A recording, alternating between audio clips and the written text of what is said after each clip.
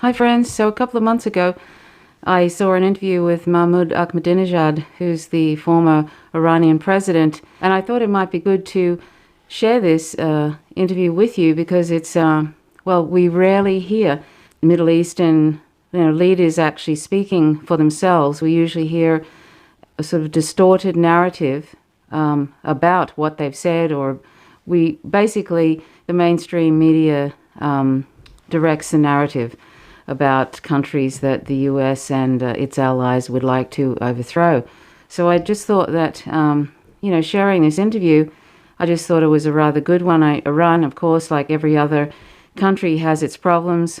All governments have problems. But I thought it was interesting because I think at some point, I think Ahmadinejad implied in this interview that he was considering running for president again. So anyway, I hope that you find it interesting. I certainly did. So stay tuned. And this interview, by the way, was with Going Underground with Afshin Rattansi. I'm Afshin Rattansi, and as anti-Semitism scandals rock the politics of Washington and London, we're going underground in an exclusive interview with former Iranian President Mahmoud Ahmadinejad. Welcome, President Mahmoud Ahmadinejad. One of the world's greatest revolutionaries, Hugo Chavez, remembered by supporters and enemies alike today, died 6 years ago this week. You knew him. Was he, as NATO mainstream media has it, a dictator? In the name of God, the most merciful, Americans and the British can label people however they want. We have to see what their standards and criteria are for labeling people in such a way. Do you know of a dictator who loves his people? Who could walk freely among the people on the streets, listen to their demands and fulfill them? Of course, Mr. Chavez was against the domination of foreigners over his country and other countries. He was a strong supporter of freedom. He became president with a high percentage of the people's vote. I believe you should ask the people who make such labels why they are trying to fan the atmosphere of vengeance among the public. Those who knew Mr. Chavez closely know that he was a very kind man, a really lovely person. And on various occasions, I saw him in many parts of Venezuela. He went to the people, walked freely without any security or bodyguards. He listened to the people for hours. He loved his people, and that is how he lived. I think if you want to have a better world, you need to have certain standards that are acceptable by all the nations of the world. The standards defined by those with hundreds of years of colonial history, who waged wars, even today. They set their sights on the wealth of other nations, and they cannot run their own economy independent of other nations.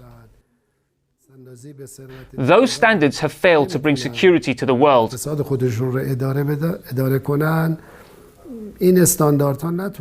And this does not bring friendship among nations. Well, the US and European Union wants to overthrow his successor, Maduro, of the Bolivarian Revolution, just like the US wants to overthrow the government of Iran. Before speaking about changes, we have to ask, do Americans have the right to overthrow Maduro in Venezuela? If we accept that others have the right to interfere in the internal affairs of other countries, then no space would be left to talk about human rights, international laws, freedoms, and humanity. Venezuelans are independent, brave, well-informed people. They seek freedom and they love liberty. Let us allow other people to decide on their own. The destiny of the Venezuelan people should be decided by themselves, not the President of the USA. After Donald Trump violated the UN nuclear deal with sanctions, are things basically the same between Washington and Tehran as they were when you were president? That was expecting too much. We had accepted the regulations and the provisions of the IAEA. Can we think of a sustainable peace if a government is to enjoy more rights than others do? Can we entertain the ideas of brotherhood and friendship? This is dictatorship, but at the international level. The US administrations should allow people to participate in running the affairs in a democratic atmosphere. They should not seek more rights than others, nor meddle in the affairs of other countries. The path they have been on in the past decades has disrupted the world's security and created concerns for the future among all the people of the world. Americans are respectable people. The USA, however, has many problems at home. The US president and his administration need to spend their time fixing people's problems in their own country. If they imagine that the resolution is to create trouble and put other nations into chaos, then that would mean they are sowing deep vengeance and animosity among the nations. I believe that this is not the right way. Do you think these kinds of violations of UN resolutions are symptomatic of capitalism itself? Yes, capitalism by its nature is based on cruelty and injustice. Actually, we don't have capitalism in the world anymore. It's the system of capitalists who are dominating the resources of the world. They deprive other people of many opportunities. The nature of a capitalist system is unjust distribution of opportunities, natural wealth and riches. In this situation, there is no chance for others. So the freedoms of other humans will be restricted, and that is the greatest war against justice. While all chances for growth, improvement, development will be hindered. This is injustice by definition. It's unacceptable to see one side amass colossal wealth in astronomical figures, while on the other side they remain in poverty. There are many prisoners in the United States. We also have detainees in Iran. I oppose any form of prison in principle, and I think many prisoners are held captive for two main reasons. Firstly, discrimination. Social gaps cause extreme deprivation and poverty. And secondly, a number of people regard themselves superior than others. They keep the right for themselves to trump on the rights of society and other people. If we try to put in place the joint management of the world, then all human beings will partake in society's interests and effectively participate in shaping that society. Then, hopefully detention centres would be scrapped, and in future we will not see anybody behind bars anymore. Also, some thinkers look at the phenomenon of prison from a different angle. In any geographic location where some people or a nation are under pressure, their freedoms are confined, their rights are ignored, and they are not allowed to develop themselves and reach a proper status. Then that geographic location then becomes a prison. Wherever superpowers pressure people, confine them and infringe their rights, that place becomes a jail. I hope through universal unity and joint efforts by all humans, we will not witness anyone making prisons nor anyone committing such a crime that would make them deserve to be thrown behind bars. If natural sources of wealth and opportunities are distributed evenly, we would never see 4 million people sleeping on park benches in the United States. Humans, every single one of them, are important.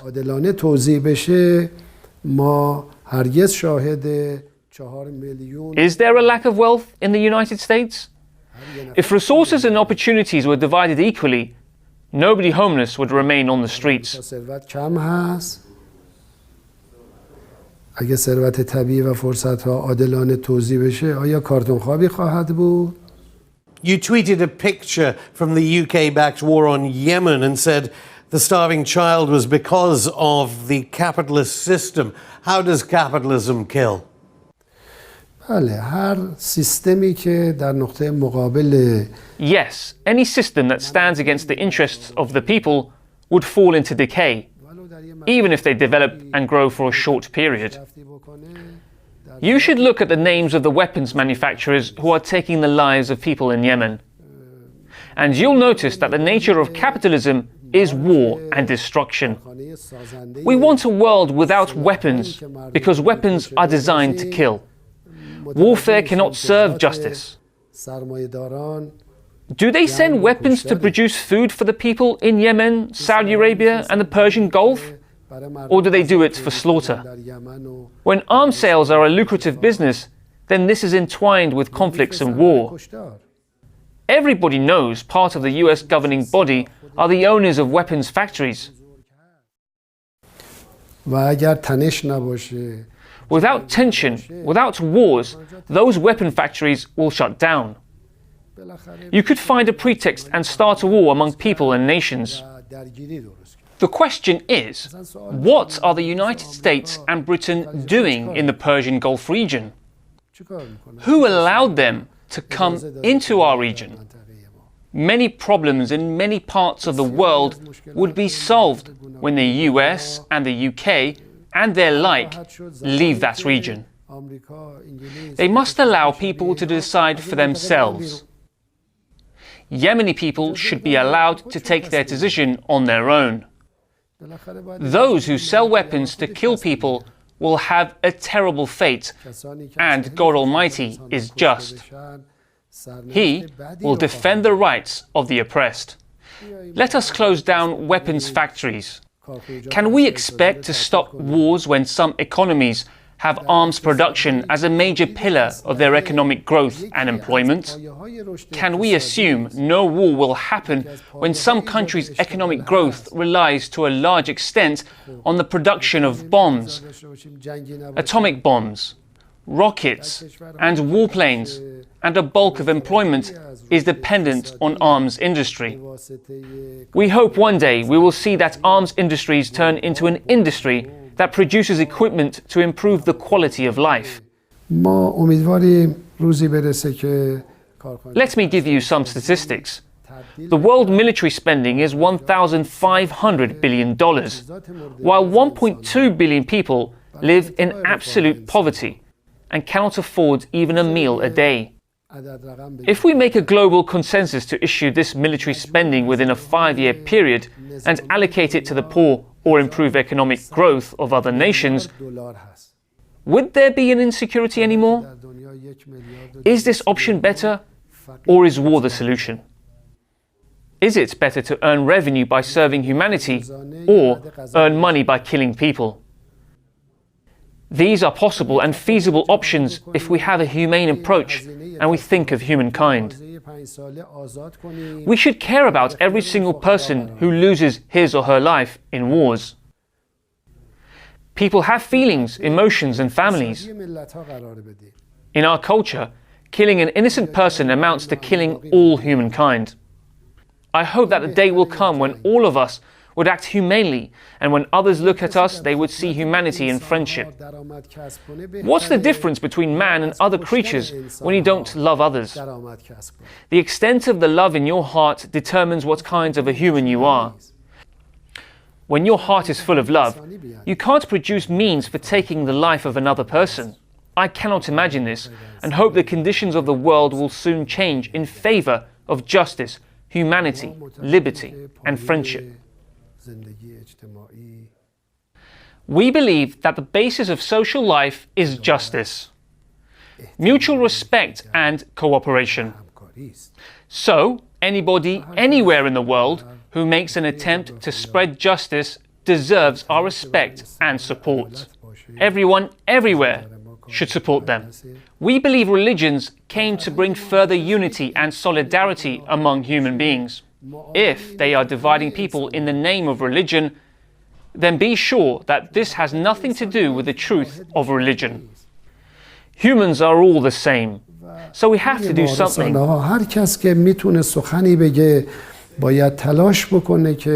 These governments must stand by the people, promote peace instead of wars, friendship instead of animosity. Then life will become beautiful for everyone. به جای دشمنی دوستی رو ترویج کنه. اون وقت زندگی برای همه زیبا خواهد شد. I'll stop you there. More from the former president of Iran after the break. Some British and American officials speak in a way that give you the impression that they are living on another planet. Well, they themselves are behind all these Israeli aggressions. That's coming up in part 2 of this special edition of Going Underground.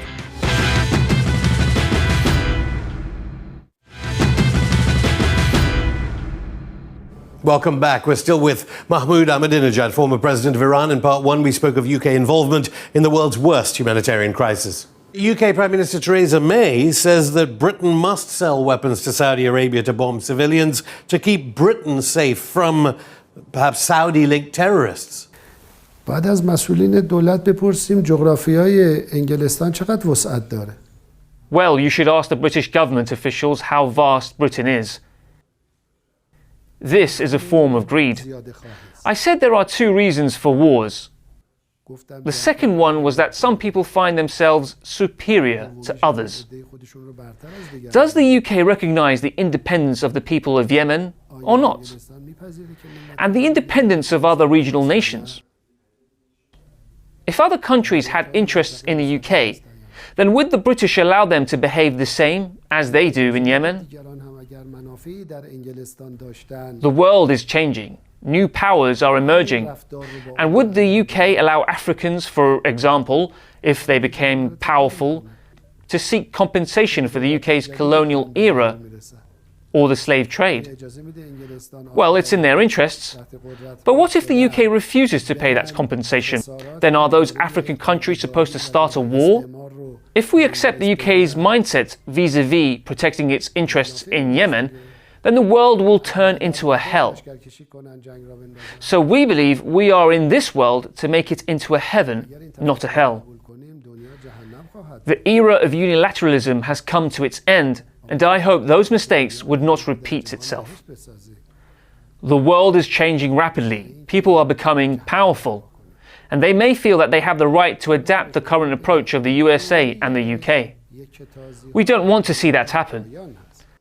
It is clear that the UK, based on a pre-planned scheme, wage wars, sell weapons, undermine nations, destroy their infrastructures to prevent them in the first place, a certain nation, from assuming power.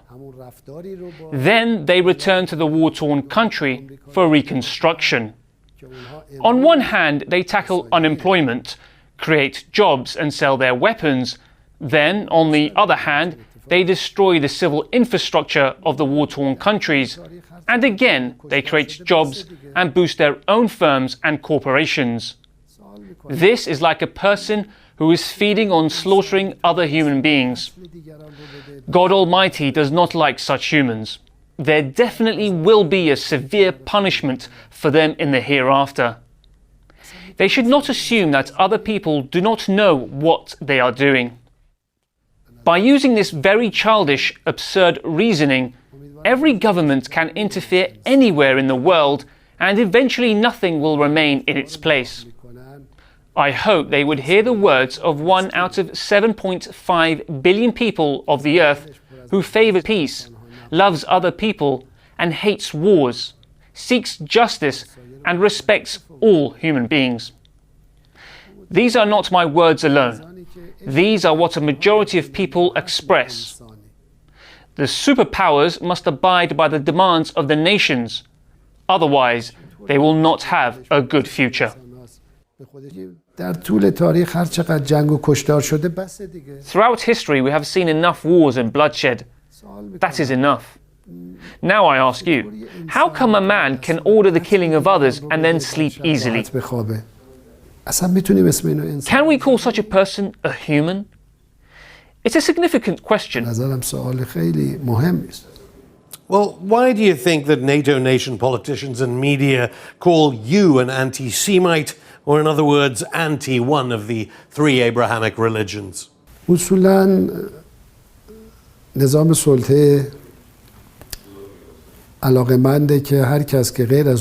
dominant hegemonic system of the world likes to introduce those who think differently in a way it wishes, and not the way they really are.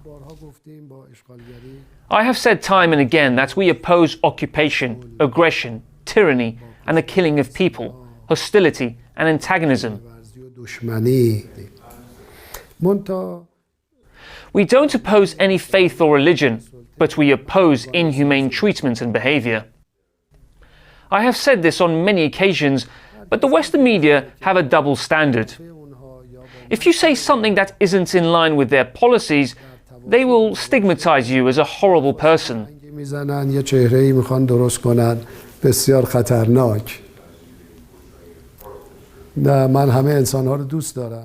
I love all human beings, even my own enemies. But I stand strongly against their inhumane approaches and resist them, though I still love them. When you try to prevent the collapse of even a tyrant, you are actually acting as a friend. People have the right to have different ideas and beliefs. They are free to choose their own faith, but they have no right to violate the rights of others. No religion should be used as a pretext for occupation, aggression, and slaughter. Otherwise, it's not a true religion. Throughout history, many dictators hid behind the guise of religion. Many atrocities were committed in the name of religion. This is the greatest abuse of faith. Jews are an Abrahamic tribe. Moses is a great prophet. Anyone who really follows in the footsteps of the prophet Moses would be against occupation and atrocities. No one can claim that he follows a messenger of God and occupy other people's land, kill them, and infringe on their rights. These are my arguments. Whatever they label me, that doesn't matter. But if you are being fair, you should publish what I say, not what they label me as. Even if they don't give me a voice, they are the real losers. Because human relations go beyond media, and people will finally know the true reality. In the USA, Congresswoman Ilhan Omar and in the UK, Labour leader Jeremy Corbyn have been called anti-Semites. Why do you think there's this confusion between de facto racism and alleged Israeli crimes against humanity? قوم یهود ارتباطی به دین حضرت موسی نداره. Being a nationalist has nothing to do with the religion of Prophet Moses. Some Jews follow Prophet Moses, and they are great people, living in harmony with other people. The relation between the Zionist regime, the followers of Prophet Moses, and Jews should be redefined. We are against occupation and slaughter, even if a Muslim, a Christian, a Buddhist, a Hindu, or even an atheist commits these crimes.